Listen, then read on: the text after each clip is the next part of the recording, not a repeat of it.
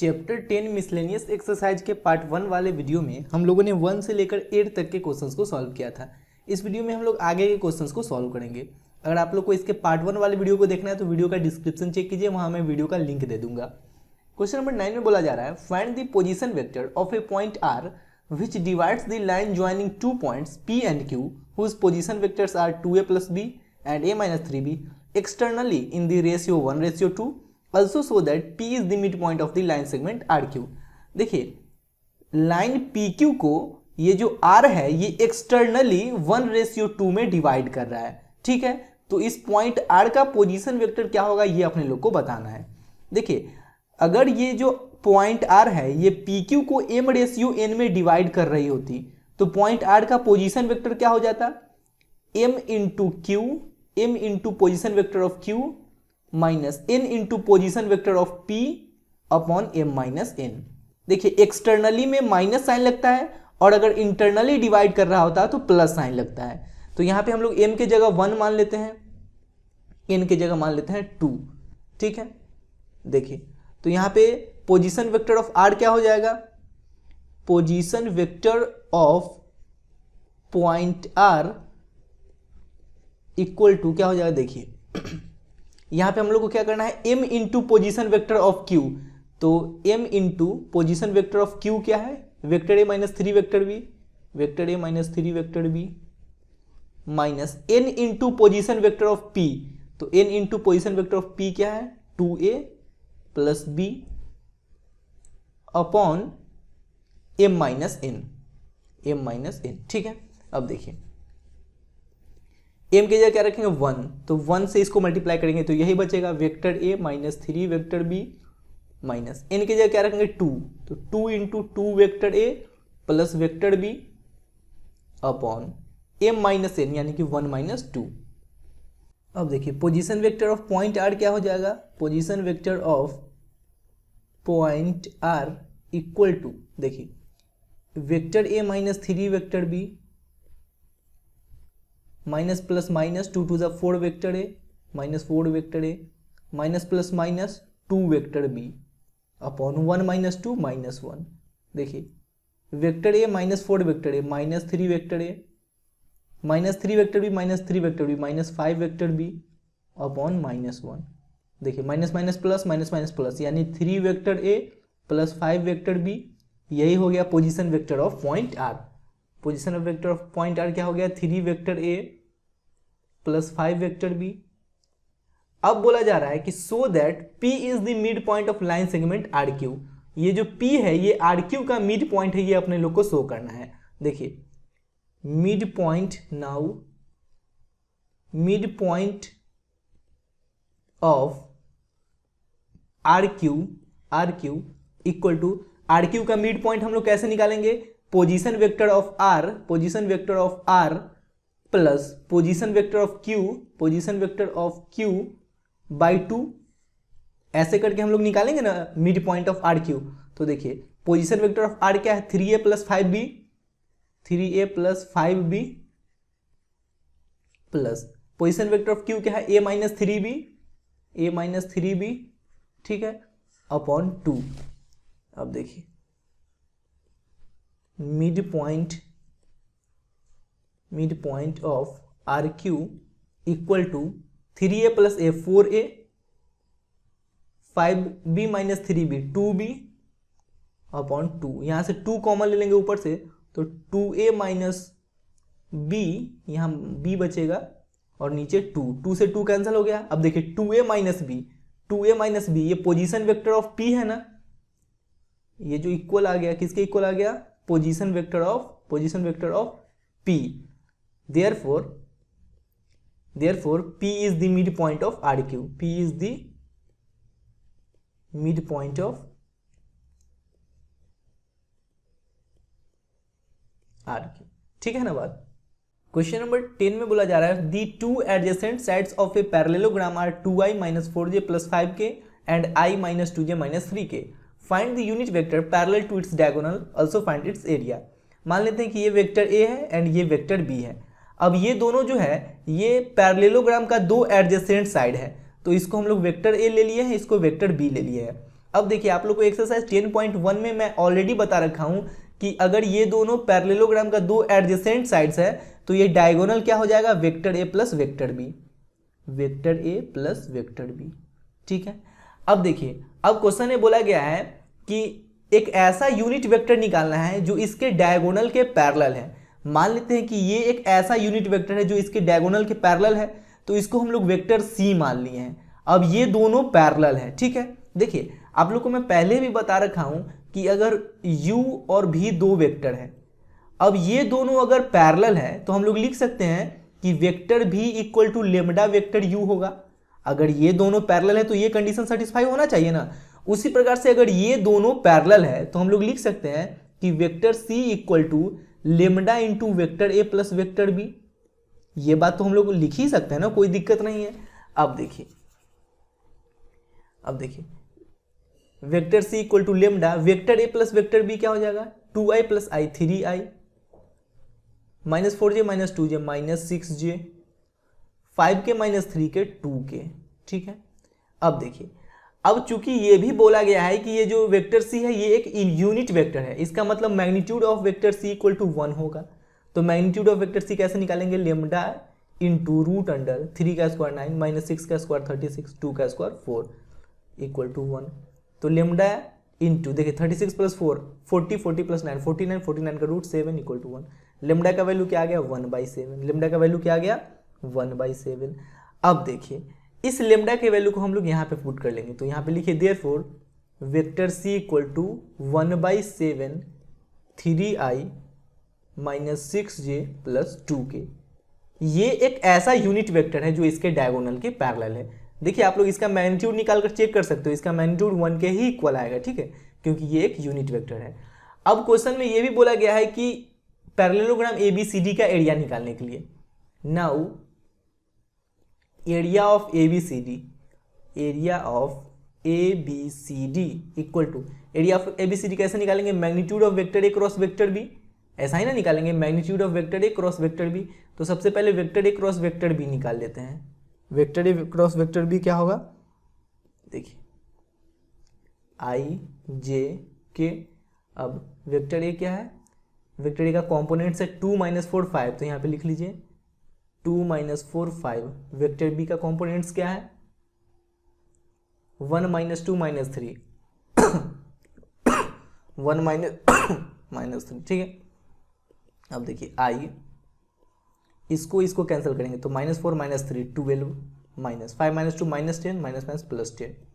अब ये अपने साथ माइनस साइन लेगा तो -j, इसको कैंसिल करेंगे तो 2 - 3 -6 माइनस 5 - 1 5 × 1 5 × 1 5 हो जाएगा ना। ठीक है, प्लस k इसको कैंसिल करेंगे 2 × -2 -4 -4 × 1 -4 माइनस प्लस 4। ठीक है, तो vector A cross vector B क्या आ गया 12 + 10 22i minus j into -6 - 5 -11 minus plus 11 यानी प्लस 11j। ठीक है, अब magnitude of vector A cross vector B निकाल लेते हैं। Magnitude of vector A cross vector B क्या हो जाएगा, और ये यहाँ ये तो 0 हो जाएगा ना, -4 + 4 0 हो जाएगा। अब ये हो जाएगा रूट अंडर 22 का स्क्वायर प्लस 11 का स्क्वायर। ठीक है, देखिए 22 का स्क्वायर है, इसको हम लोग 11 का स्क्वायर इंटू 2 का स्क्वायर लिख सकते हैं ना, क्योंकि 11 2 फिर से 22 हो जाएगा। ठीक है, प्लस 11 का स्क्वायर। अब देखिए यहाँ भी 11 का स्क्वायर है, यहाँ भी 11 का स्क्वायर, 11 का स्क्वायर कॉमन ले लेते हैं तो यहाँ बचा 2 का स्क्वायर 4 प्लस यहाँ पे 1 बचा, 11 का स्क्वायर कॉमन ले ली तो यहाँ 1 बचा। तो magnitude of vector A cross vector B क्या आ गया 11 का स्क्वायर में से 11 बाहर आ जाएगा, रूट में बच गया 5। यही हो गया एरिया ऑफ ABCD। तो लिख लीजिए therefore area of ABCD equal to 11√5। यही आंसर करोगे। क्लियर बात। क्वेश्चन नंबर 11 में बोला जा रहा है so that the direction cosines of a vector equally inclined to the axis OX OY and OZ are 1/√3 1/√3 1/√3। देखिए एक वेक्टर जो है ये OX OY एंड OZ के साथ इक्वली इंक्लाइंड है। इक्वली इंक्लाइंड यानी कि ये जो वेक्टर है ये x axis y axis and z axis के साथ इक्वल एंगल बना रहा है। तो इस वेक्टर का डायरेक्शन कोसाइंस 1/√3 1/√3 1/√3 होगा। ये अपने लोग को शो करना है। देखिए हम लोग मान लिए कि ये जो वेक्टर ए है ये एक्स एक्सिस के साथ भी अल्फा एंगल बना रहा है, वाई एक्सिस के साथ भी अल्फा एंगल बना रहा है एंड जेड एक्सिस के साथ भी अल्फा एंगल बना रहा है। तो एल इक्वल टू क्या हो जाएगा cos alpha, M equal to भी कॉस अल्फा होगा एंड एन इक्वल टू हो जाएगा कॉस अल्फा। अब अपने लोग को पता है कि L square plus M square plus N square equal to 1 होता है, ठीक है। तो एल की जगह रखेंगे cos alpha, cos square alpha plus cos square alpha plus cos square alpha equal to 1। ये देखिए ये हो जाएगा 3 cos square alpha equal to 1, ठीक है। अब यहाँ पे हम लोग 3 को उधर शिफ्ट कर लेते हैं, तो cos square alpha equal to क्या हो जाएगा 1/3। अब यहाँ से अगर हम लोग कॉस अल्फा का वैल्यू निकाले, स्क्वायर को उधर शिफ्ट करेंगे तो रूट 1/3, 1 का रूट तो 1 ही होगा और नीचे बच जाएगा √3। कॉस अल्फा का वैल्यू आ गया 1/√3, यानी कि एल का वैल्यू आ गया 1/√3। कॉस अल्फा का वैल्यू है 1/√3, यानी कि एम का ही वैल्यू आ गया 1/√3, एन का ही वैल्यू 1/√3 आ गया, यानी तीनों डायरेक्शन कोसाइन से इक्वल आ गया ना। तो यहाँ पे लिख लिए therefore L equal to M equal to N equal to 1/√3। यहाँ पे मत लिखिएगा, ठीक है, यहाँ पे मत लिखिएगा, इसको नीचे लिखिएगा और यही अपने लोग को शो करना था। क्वेश्चन नंबर 12 में ए बी सी ये 3 वेक्टर्स दिया गया है। बोला जा रहा है find a vector D which is perpendicular to both vector A and vector B and vector C dot vector D equal to 15। देखिए वेक्टर डी एक ऐसा वेक्टर है जो वेक्टर ए पे भी परपेंडिकुलर है एंड वेक्टर बी पे भी परपेंडिकुलर है and vector C dot vector D equal to 15 दिया गया है। हम लोग यहाँ पे लिख लिए कि let vector D equal to X I plus Y J plus Z K, ठीक है। अब देखिए आप लोग को पता होना चाहिए कि जैसे अगर vector A and vector B perpendicular vector है तो vector A dot vector B equal to 0 के बराबर होता है। उसी प्रकार से यहाँ पे वेक्टर डी जो है ये वेक्टर ए पे भी परपेंडिकुलर है एंड वेक्टर बी पे भी परपेंडिकुलर है। इसका मतलब vector A dot vector D equal to 0 होगा, फिर vector B dot vector D equal to 0 होगा, vector B dot vector D equal to 0 होगा, ठीक है। देखिए वेक्टर ए डॉट वेक्टर डी करेंगे यानी कि इस वेक्टर और इस वेक्टर का डॉट प्रोडक्ट निकालेंगे तो x into 1 x plus Y into 4 4y plus z into 2 z equal to 0 हो जाएगा। अब देखिए vector B and vector D का डॉट प्रोडक्ट निकालेंगे तो 3 into X 3x plus -2 into Y -2y plus 7 into Z 7z equal to 0, ठीक है। अब देखिए यहाँ तक बात समझ में आ रहा है, कोई दिक्कत नहीं है। अब vector C dot vector D equal to 15 दे रखा है, vector C dot vector D equal to 15 दे रखा है। अब देखिए वेक्टर सी और वेक्टर डी का डॉट प्रोडक्ट निकाले तो 2 into X 2x -1 into Y -y plus 4 into Z 4z equal to 15, ठीक है। इसको इक्वेशन 1 मान लेते हैं, इसको इक्वेशन 2 मान लेते हैं, इसको इक्वेशन 3 मान लेते हैं, ठीक है। अब देखिए इक्वेशन 1, 2 एंड 3 को सॉल्व करके हम लोग एक्स वाई जेड का वैल्यू निकाल लेते हैं। पहले इक्वेशन 1 एंड इक्वेशन 2 को सॉल्व करते हैं। फ्रॉम इक्वेशन 1 एंड 2 देखिए इक्वेशन 1 में है यहाँ पे x और यहाँ पे 3x, तो इसमें हम लोग 3 से मल्टीप्लाई कर देते हैं तो ये हो जाएगा 3x plus 12y plus 6z equal to 0 और ये है 3x minus 2y plus 7z equal to 0। इसको सॉल्व करेंगे तो ये माइनस प्लस माइनस कैंसिल हो जाएगा, 12y plus 2y 14y 6z minus 7z minus z equal to 0। इसको हम लोग इक्वेशन 4 मान लेते हैं। अब इक्वेशन 1 एंड 3 को सॉल्व करते हैं। देखिए फ्रॉम इक्वेशन 1 एंड 3 बात को ध्यान से समझिएगा, बहुत आसान है। देखिए यहाँ पे x यहाँ पे 2x, तो इसमें 2 से मल्टीप्लाई कर लेते हैं तो 2x plus 8y plus 4z equal to 0 और यह है 2x minus Y plus 4z equal to 15, ठीक है। देखिए माइनस प्लस माइनस और ये भी माइनस, ये कैंसिल हो गया, 8y प्लस वाई 9y, ठीक है। 4z माइनस 4z, अच्छा ये भी कैंसिल हो गया, 4z माइनस 4z कैंसिल हो जाएगा तो यहाँ पे 9y इक्वल टू आ गया -15, तो यहाँ से y का वैल्यू क्या आ गया -15/9, 3 इसको अगर कैंसिल करें तो 3 3 = 9, 3 5 = 15, y का वैल्यू आ गया -5/3। अब y का वैल्यू हम लोग यहाँ पुट करके z का वैल्यू निकाल लेते हैं। नाउ यहाँ से z का वैल्यू निकालेंगे माइनस जेड उधर जाएगा तो प्लस जेड, तो जेड इक्वल टू हो जाएगा 14y, तो 14 इंटू वाई का वैल्यू क्या है -5/3, यानी कि ये हो जाएगा, देखिए ये हो जाएगा, देखिए 5 4 20 का 0 कैरी टू 5 to 7, ये -70/3, ठीक है, यहाँ तक कोई दिक्कत नहीं है। -70/3 हो गया जेड, वाई का ही वैल्यू निकल गया। अब एक्स का वैल्यू निकाल लेते हैं फ्रॉम इक्वेशन 1। इक्वेशन 1 क्या है, x + 4y + 2z = 0, x + 4y + 2z = 0। देखिए x का वैल्यू निकालना है, 4 इंटू वाई का वैल्यू क्या है, y का वैल्यू है -5/3, -5/3 प्लस 2 इंटू जेड का वैल्यू क्या है -70/3 = 0। देखिए x इक्वल टू क्या हो जाएगा, plus minus minus 5 4 20/3 plus minus minus 72 140/3 = 0। x का वैल्यू क्या आ जाएगा, इस दोनों को उधर शिफ्ट कर देंगे तो 20/3 प्लस 140/3, एलसीएम लेंगे तो 3 हो जाएगा, 140 + 20 160/3, ठीक है, 160/3 एक्स का वैल्यू आ गया। एक्स वाई जेड तीनों का वैल्यू निकल गया, तो यहाँ पे वेक्टर डी इक्वल टू क्या हो जाएगा, therefore vector D equal to क्या है, X I plus Y J plus Z K, ठीक है। एक्स का क्या वैल्यू है 160/3i प्लस वाई का क्या वैल्यू है, वाई का वैल्यू है -5/3, तो यहाँ पे हम लोग लिख लेते हैं -5/3 अब यहाँ पे जेड का क्या वैल्यू है, जेड का वैल्यू है -70/3, तो -70/3 के, ठीक है। अब यहाँ से 1/3 कॉमन ले लेंगे तो ये हो जाएगा 160i -5j -70k, ठीक है, यही आंसर है। क्लियर है बात। क्वेश्चन नंबर 30 में बोला जा रहा है the scalar product of the vector i + j + k with a unit vector along the sum of vectors 2i + 4j - 5k and lambda i + 2j + 3k is equal to 1, find the value of lambda।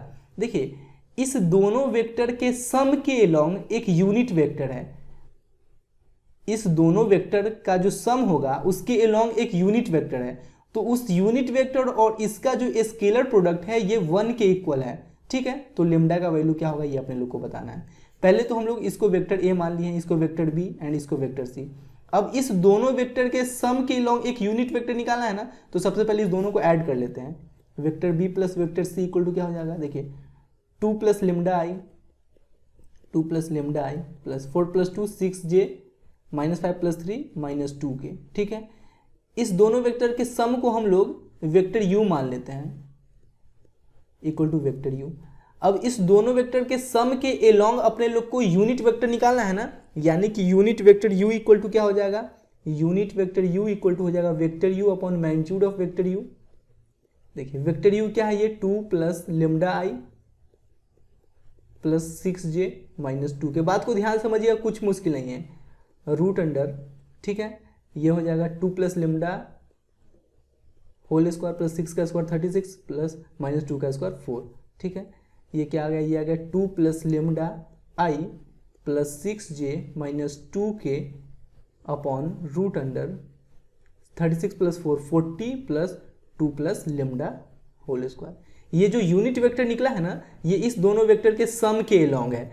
अब इस unit vector और इस vector का scalar product जो है, scalar product जो है ये 1 के इक्वल है, यहाँ पे बोला गया है, ठीक है।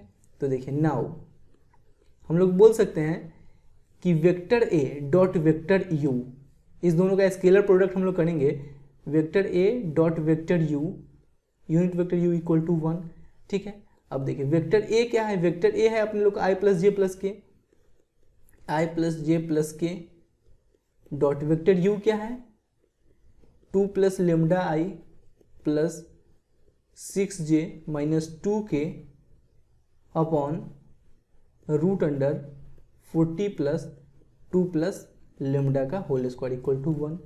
अब देखिए i डॉट 2 + लेम्डा आई, यहाँ पे एक ब्रैकेट लगा दीजिए, ठीक है। तो 2 + लेम्डा × 1, 2 + लेम्डा ही रहेगा यहाँ पे, ठीक है। अब j को j वाले के साथ तो 6 × 1 6 रहेगा यहाँ पे। अब k को k वाले के साथ तो -2 × 1 -2 रहेगा, और नीचे है देखिए इसको अगर इस 1 के साथ मल्टीप्लाई कीजिएगा तो equal to root under 40 plus 2 + lambda का होल स्क्वायर आ जाएगा, ठीक है। -2 + 2 कैंसिल हो गया।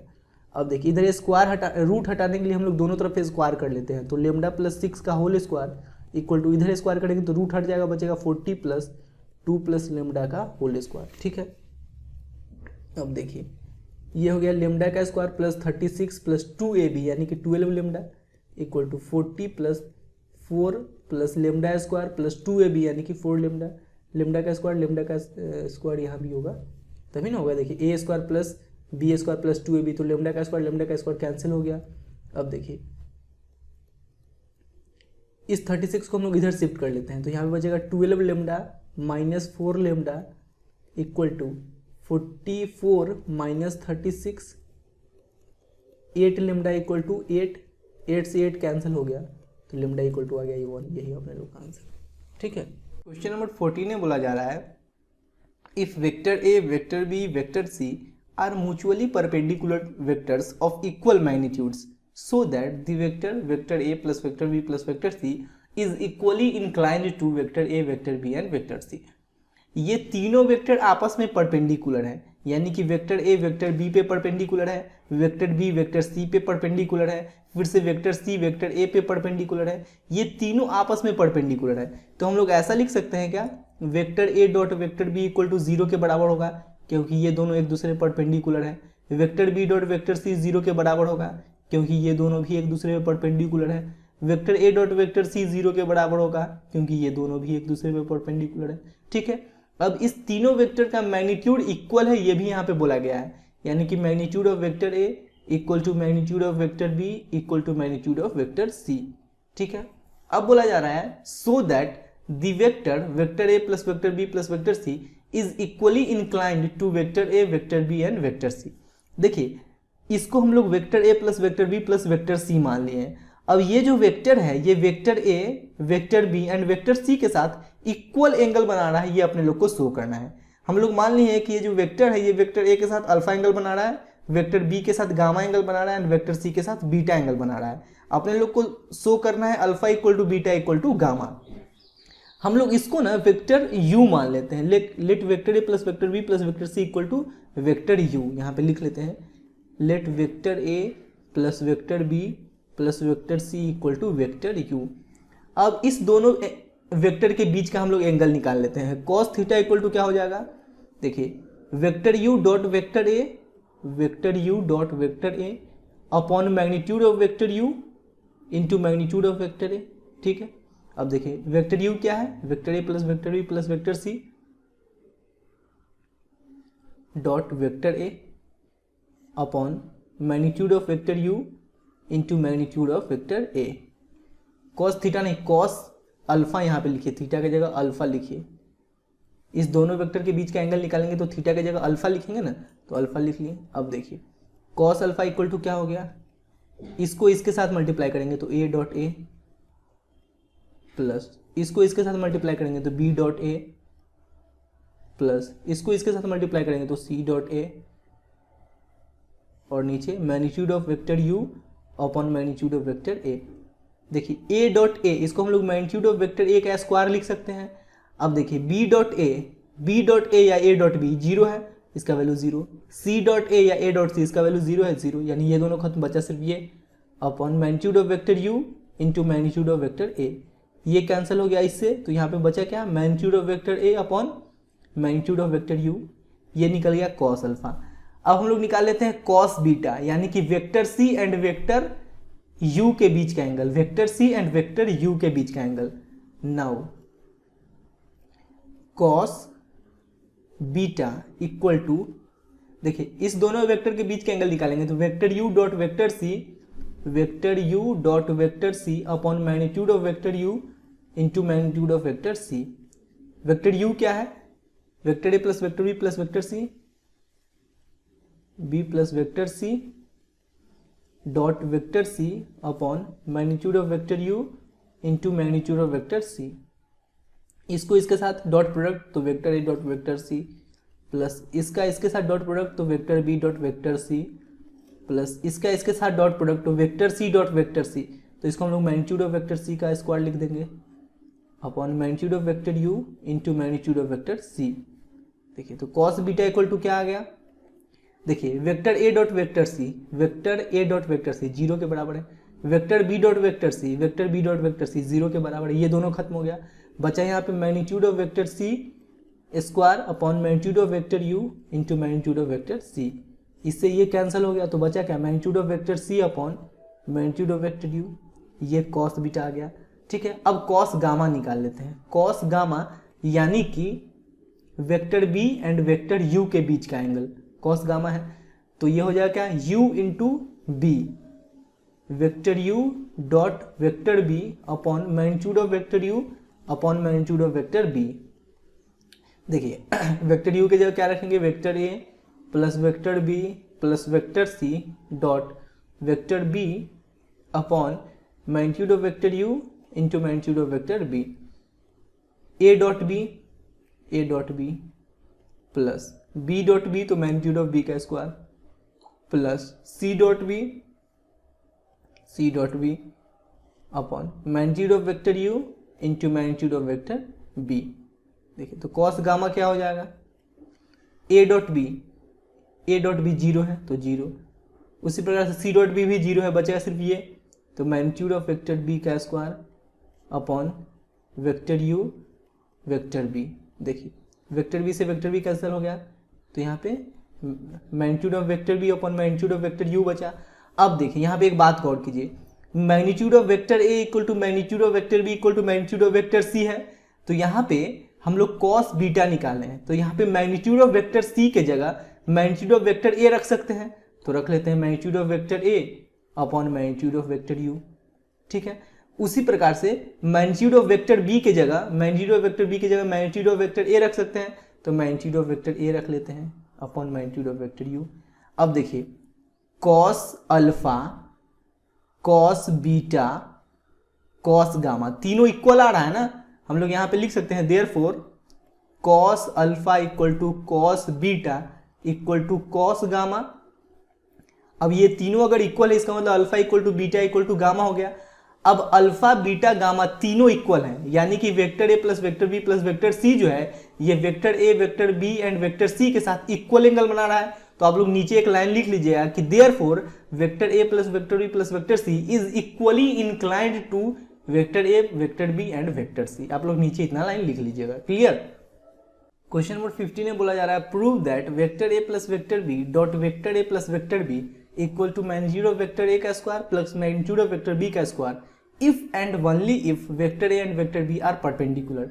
देखिए ये कंडीशन तभी सेटिस्फाई होगा जब vector A and vector B perpendicular होगा।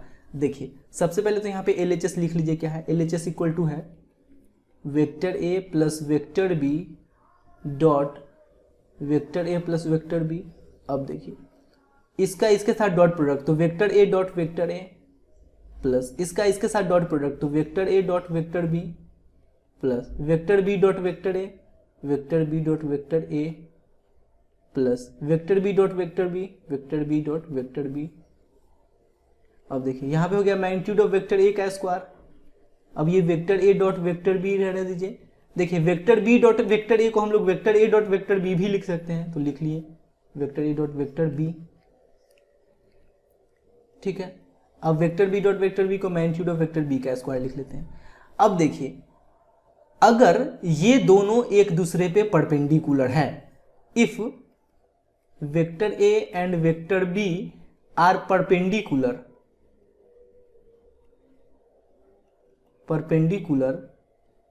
अगर ये दोनों एक दूसरे परपेंडिकुलर, इसका मतलब क्या है कि वेक्टर ए डॉट वेक्टर बी 0 के बराबर होगा, 0 के बराबर। Therefore LHS equal to magnitude of vector ए का स्क्वायर प्लस वेक्टर ए डॉट वेक्टर बी की जगह 0 लिख देंगे प्लस वेक्टर ए डॉट वेक्टर बी की जगह 0 लिख देंगे plus magnitude of vector B का स्क्वायर। तो देखिए मैग्नीट्यूड ऑफ वेक्टर ए का square plus magnitude of vector B का स्क्वायर, और यही तो है अपने लोग का RHS ना, RHS। इसका मतलब ये कंडीशन तभी सेटिस्फाई होगा जब vector A and vector B एक दूसरे पे परपेंडिकुलर है। क्लियर है। क्वेश्चन नंबर 16 में बोला जा रहा है if theta is the angle between two vectors vector A and vector b then vector A dot vector b greater than and equal to 0 only when. देखिए vector A dot vector B equal to क्या होता है, vector A dot vector B equal to होता है mod ए mod B cos theta. ठीक है, यहाँ पे बोला गया है कि वेक्टर ए डॉट वेक्टर बी जो है ये 0 से बड़ा या 0 के बराबर होगा। अब वेक्टर ए डॉट वेक्टर बी की जगह हम लोग ये चीज लिख सकते हैं पूरा, magnitude of vector A into magnitude of vector B into cos theta greater than और इक्वल टू 0। देखिए मैग्नीट्यूड ऑफ वेक्टर ए ये तो हमेशा 0 से बड़ा ही होगा, ये तो हमेशा 0 से बड़ा ही होगा, पॉजिटिव वैल्यू देता है हमेशा, ये भी हमेशा 0 से बड़ा होगा। अब ये ओवरऑल निगेटिव होगा या पॉजिटिव ये इस पे डिपेंड करता है कॉस थीटा पे। कॉस थीटा अगर निगेटिव वैल्यू दे रहा है तो ये पूरा निगेटिव होगा, कॉस थीटा अगर पॉजिटिव वैल्यू दे रहा है तो ये पूरा पॉजिटिव होगा। अब देखिए कॉस थीटा जो होता है ये 0 से π/2 के बीच में पॉजिटिव वैल्यू देता है, एंड यहाँ फोर्थ क्वाड्रेंट में पॉजिटिव वैल्यू देता है। तो ऐसा कोई ऑप्शन है नहीं फोर्थ क्वाड्रेंट का, इसलिए हम लोग सिर्फ फर्स्ट क्वाड्रेंट का ऑप्शन लेंगे। अब 0 से π/2 के बीच में जो होता है वो कॉस थीटा जो होता है ये पॉजिटिव होता है, तो यहाँ से 0 से π/2 वाला ये दोनों ऑप्शन नजर आ रहा है, तो ये दोनों तो गलत हो गया। अब देखिए इस दोनों में से कौन सा ऑप्शन सही होगा।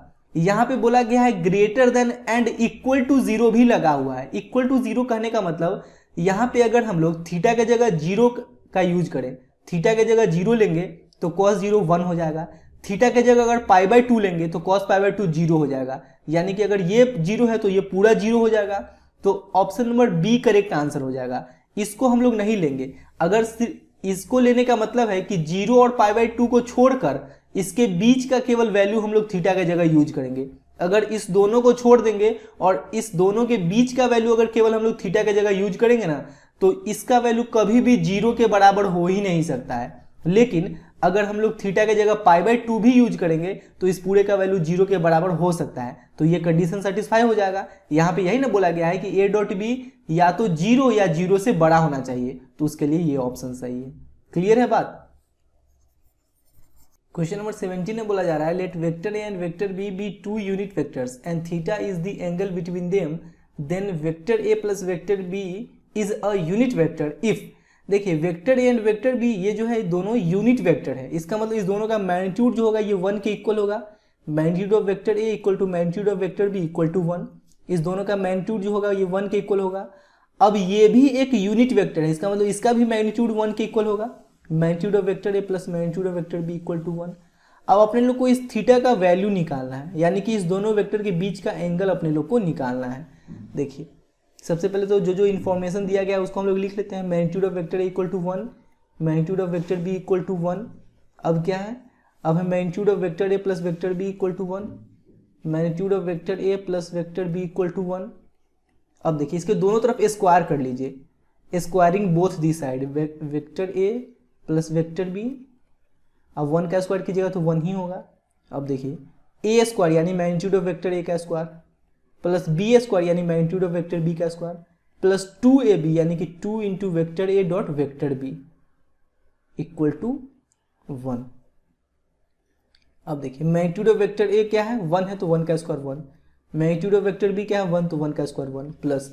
अब देखिए 2 इंटू ए डॉट बी के जगह हम लोग क्या लिख सकते हैं मॉड ए मॉड बी कॉस थीटा, तो यहाँ पे लिख लेते हैं mod A mod B cos theta equal to 1। ठीक है, अब देखिए 1 plus 1 2, 2 into magnitude of vector A क्या है 1 तो 1, मैग्नीट्यूड ऑफ वेक्टर बी क्या है 1 तो 1 into cos theta equal to 1 plus 1 2, 2 उधर जाएगा तो -2 तो 1 माइनस 2। ठीक है, अब देखिए 2 इंटू 1 इंटू 1 ये तो 2 हो गया, 2 यहाँ पे मल्टीप्लाई में इधर आएगा डिवाइड में, तो कॉस थीटा इक्वल टू क्या हो जाएगा -1/2, -1/2 कॉस थीटा इक्वल टू -1/2। अब देखिए cos theta equal to cos कितने डिग्री का वैल्यू 1/2 के बराबर होता है, कॉस 60 डिग्री का वैल्यू, यानी कि कॉस 60 डिग्री के जगह क्या लिखेंगे π/3। अब यहाँ से निगेटिव साइन हटाना है अपने लोग को, सेकेंड क्वाड्रेंट में कॉस जो होता है ये निगेटिव होता है, तो यहाँ पे हम लोग लिखेंगे कॉस पाई माइनस π/3। तो कॉस थीटा इक्वल टू क्या आ गया कॉस पाई माइनस π/3, एलसीएम लेंगे 3 पाई माइनस पाई 2π/3, थीटा का वैल्यू क्या आ गया 2π/3, यानी कि vector A and vector b के बीच का एंगल क्या आ गया 2π/3। Option number D correct answer है। ठीक है, अब देखिए क्वेश्चन नंबर 18 में बोला जा रहा है the value of i dot j cross k plus j dot i cross k plus k dot i cross j. सबसे पहले तो एक सर्कल हम लोग बना लेते हैं, यहाँ पे लिख लेते हैं आई, यहाँ पे लिख लेते हैं जे और यहाँ पे लिख लेते हैं के। ठीक है, अब देखिए आई डॉट जे क्रॉस के क्या होगा, आई होगा, तो i plus j dot i cross k देखिए यहाँ पे ध्यान से दीजिए, आई क्रॉस के ये जो ऑर्डर उल्टा हो गया ना, तो आई क्रॉस के क्या हो जाएगा माइनस जे, तो यहाँ पे माइनस जे लिखेंगे तो ये माइनस प्लस यहाँ माइनस हो जाएगा और यहाँ पे जे हो जाएगा, ठीक है, plus k dot i cross जे ये हो जाएगा के, तो के, अब देखिए आई डॉट आई 1 हो जाएगा माइनस जे डॉट जे 1 हो जाएगा प्लस के डॉट के 1 हो जाएगा, -1 + 1 कैंसिल, तो बचा 1, option number C correct answer हो गया। क्लियर है बात, समझ में आया अच्छे से। क्वेश्चन नंबर 19 में बोला जा रहा है if theta is the angle between any two vectors vector A and vector b then magnitude of vector A dot vector B equal to magnitude of vector a cross vector b when theta is equal to. देखिए vector A dot vector B equal to क्या होता है, magnitude of vector A into magnitude of vector B into cos theta, ठीक है।